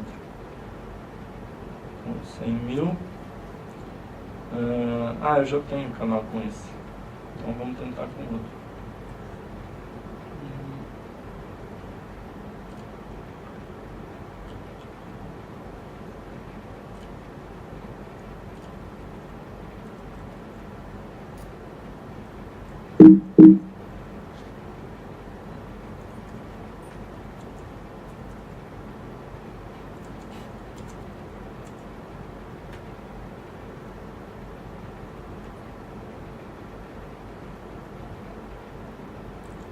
Gerou ID para conexão. Então você poderia setar uma aplicação que manda esses comandos automaticamente via API, via REST API também. Tá, aqui faltou colocar o valor. Pronto, ele fez uma transação, né, para abertura desse canal com essa conexão que eu acabei de abrir. Então, eu poderia dar aqui um Lightning Clip e dar List Funds. Tem os canais que eu tô conectado. No caso, esse aqui que gerou aqui a conexão 02F7. Então esse último aqui, 02F7, o valor que eu acabei de abrir. Eu poderia dar o List Channels, que vai trazer os canais todos os canais com quais eu tenho conexão, não necessariamente os que eu tenho canal fundos, e sim conectados. Entre outros comandos, por exemplo aqui, o new header, ele gerou um endereço para mim. Então, poderia gerar diversos endereços, entendeu? Uma aplicação que gera endereço para cada cliente, e atribui endereço para cada usuário do meu site. Isso aqui não tem custo, nem é simplesmente uma sequência alfanumérica, identificador único que, devido aí a possibilidade de combinações para gerar esses endereços, são descartáveis porque são mais átomos do que a gente tem no universo. Então, por mais que você gere milhares, bilhares de endereços, ainda não vai nem arranhar o que é possível se gerar de combinações com tantos caracteres alfanuméricos. Eu posso tentar pagar uma invoice por aqui, então. Posso fazer uma invoice aqui de... Será que com isso eu tenho? Copiar. Vamos abrir um canal aqui com esse serviço. Olha lá, conectou. Aí tem que, por exemplo, dar o friend channel antes.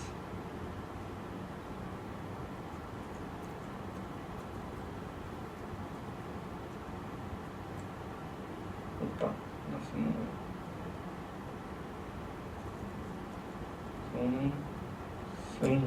100 já tem canal. Então, vamos fazer um request aqui de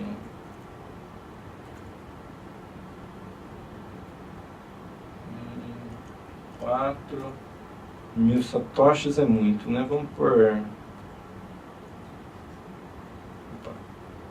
100 satoshis e fazer um request aqui. Gerou o request. Aqui eu poderia usar aqui uma referência para ver os possíveis comandos. Aqui também na tabela tem, por exemplo, os possíveis estados que um canal pode ter, como eu falei, o normal, quando está aberto, o waiting lock-in, que está aguardando o número mínimo de confirmações, aí no caso 6, entre outros comandos. Então aqui o list funds, Então, para efetuar um pagamento, bastaria dar o pay e passar nesse padrão do Bolt 11, que é esse padrão de invoice que ele gera. Então, Pay, né? E foi feito o pagamento. Agora se eu voltar aqui, eu já tenho aqui, ó, já caiu. Não deu para ver porque foi... Vamos girar de novo e fazer lado a lado aqui. Então, 200 satoshi. Request. Gerou request. Aqui, clean, clean.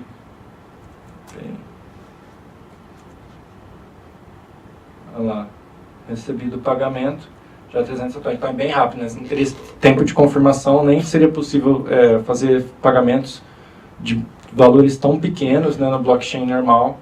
E tudo isso com a segurança, com a tecnologia, com as mesmas regras básicas de consenso, de confiança, né, que é de descentralização que a rede do Bitcoin tem como característica. Né, a Lightning ela mantém todas essas características e abre aí caminho para uma escalabilidade, né, e serviços muito mais amigáveis, né, para o usuário final. Por exemplo, um tempo de confirmação instantâneo de microvalores, né, micropagamentos. Então, torna aí cada vez mais produtos, né, podem no comércio serem pagos por Bitcoin, né, mesmo produtos de pequeno valor, como serviços, que nem um serviço on demand, né, de notícias, que você paga só pelo que você consome ali, um valor pequeno. Então aí abre um mundo de possibilidades bem bacana, né? Então é isso, a gente tem que encerrar o tempo aqui, liberar a sala, o campus pessoal está esperando a gente para fechar. Abrir aqui, a gente tem 5 minutinhos para perguntas. E aí eu deixo o contato aqui, e aí quem tiver mais dúvida, a gente quiser trocar uma ideia aí, bater um papo, fica à disposição. Tem e-mail aqui, o domenico@econobit.com.br. Alguém tem alguma pergunta? Você falou que teve um bug lá na especificação do Bitcoin que possibilitava fazer uma mutação no histórico. O que foi isso? Foi só um header que eles não incluíram no hash? O que foi essa mutação? Não, era a forma como a transação, o hash da transação, da assinatura da transação era gerado, né? Então, a assinatura inteira ficava dentro da transação. Isso que o SegWit ele separa, né? Deixa a assinatura fora da transação. Esse bug ele permitia que a transação, que o hash fosse modificado, né? Não que ela fosse invalidada, ele era modificado e passado como tentando ser passado como válido, né? Mas o SegWit corrige isso, né? E assim, algo bem técnico, né? Algo que o usuário final venha a correr nenhum risco, nenhum prejuízo. Mas em determinados casos poderia ser feito, né? Uma pessoa assim com extremo conhecimento avançado, né? de programação e do próprio protocolo do Bitcoin.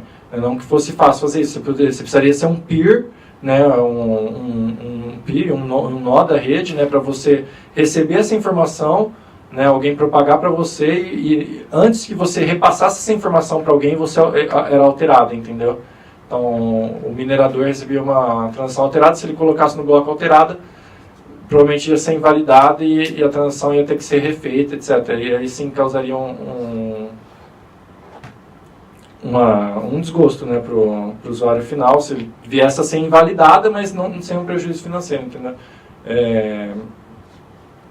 Bom, esse foi um bug aí que já foi esperado. Da maleabilidade tem bastante conteúdo assim na web sobre ele. Embora assim não se faça nenhuma propaganda para ele, né, que era um bug, muito menos hoje que já está corrigido, né, mas era algo que o Bitcoin Cash tirava proveito, entendeu? E nessa história aí de solução de escalabilidade, eles mostrando o Bitcoin Cash como uma alternativa, mas na verdade a alternativa é para defender os próprios interesses. Então, não traz nada de avanço tecnológico para a comunidade, nem nada do tipo. Beleza? Valeu, obrigado, boa noite.